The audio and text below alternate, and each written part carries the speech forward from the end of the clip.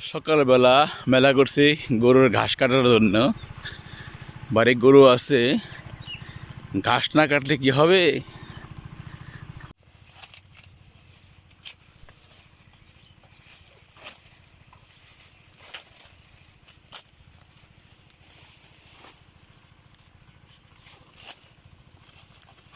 ভুট্টাগুলো প্রায় পেকে গেছে, যার কারণে মাথা কেটে দিচ্ছি যেন খুব তাড়াতাড়ি ভুট্টার বাদাগুলো শুকিয়ে যায়।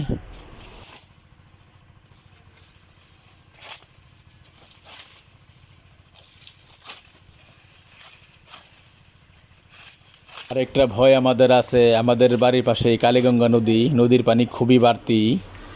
আমাদের চারিপাশে উঁচু, এই জায়গাটা নিচা, যদি একবার পানি ঢুকে তাহলে একদিনেই হাঁটু পানি হয়ে যায়, যার কারণে আমাদের বোটটা নিতে খুবই কষ্ট হবে।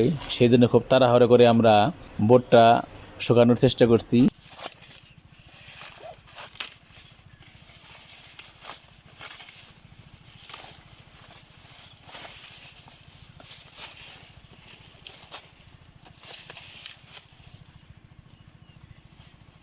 যেহেতু ভুট্টার পাতা এখনও কাঁচা আছে, সে কারণে কেটে গরু খাওয়াবো। আর এই ভুট্টা গাছ গরু খুব ভালো খায় এবং পুষ্টিকর একটা খাবার।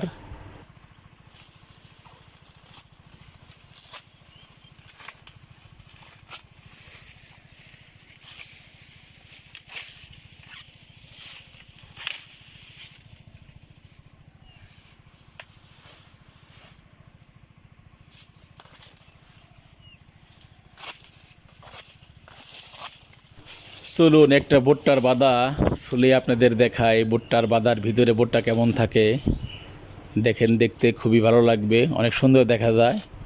এখনও কাঁচা, কয়দিনের মধ্যেই শুকিয়ে যাবে আশা করি।